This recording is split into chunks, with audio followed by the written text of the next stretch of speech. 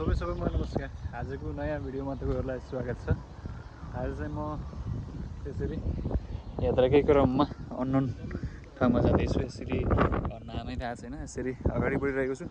यहाँ चाहिँ अहिले यो नयाँ पुल बनिरहेको छ। यो पुलमा पनि म तर्नेछु। कस्तो छ त्यो दृश्य पनि देखाउनेछु। यतापट्टि गार्डन छ, राम्रो दामी देखिन्छ। यो साइकल लेन र साइकलको सिधा बनाइएको छ, दामी लागिरहेको छ। हेलो, किन जग्गा चली छैन? यो चाहिँ भर्खरै नयाँ बनेको, धेरै दिन भएको छैन ओपनिङ भएको है।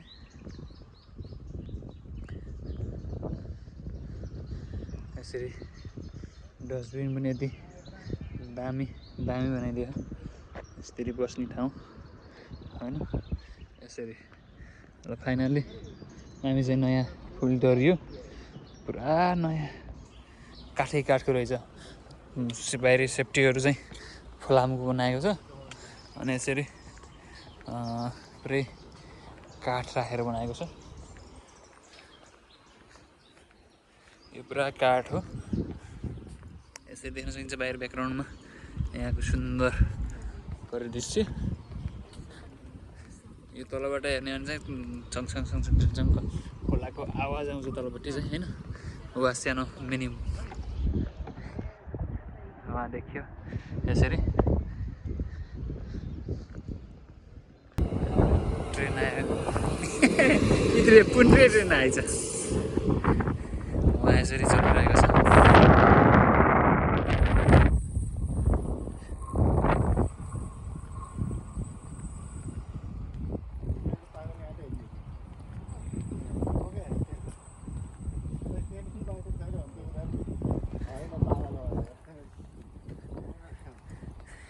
ओहो दाइ, ठिक छ नि दाइ? चलिरहेको छ होइन दाइ?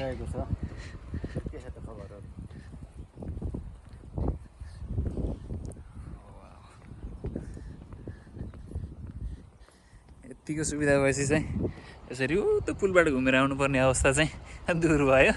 अनि यो पुल भएपछि चाहिँ मजाले हिँड्न पाइन्छ।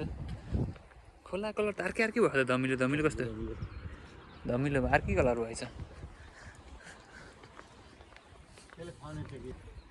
डाँडा हरियाली छन्। नेपालको याद जस्तो लाग्यो सबै हिँड्दाखेरि। वरिहरू हरियाली, पारीहरू हरियाली, आकाशसँग बादल उठेको धनमा छ है भाइ। हो कि कस्तो दामी छ ल। यस्तो लाइटवाला बनाइदियो है। यसरी पछाडि सर यही पुल तरेर आइयो। यस्तो कर्भ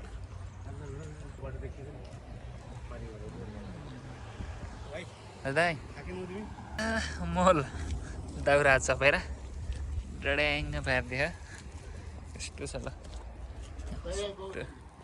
खै गाउँ ए वा गाउँ कौनाले फालेर उम्रिएको रहेछ ल। गाउँ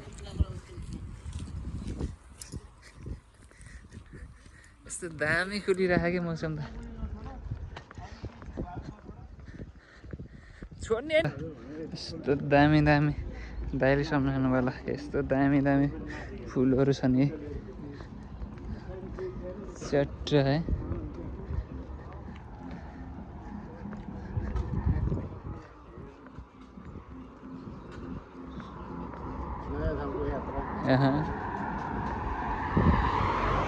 यहाँको फुटबल ग्राउन्ड ट्र्याक।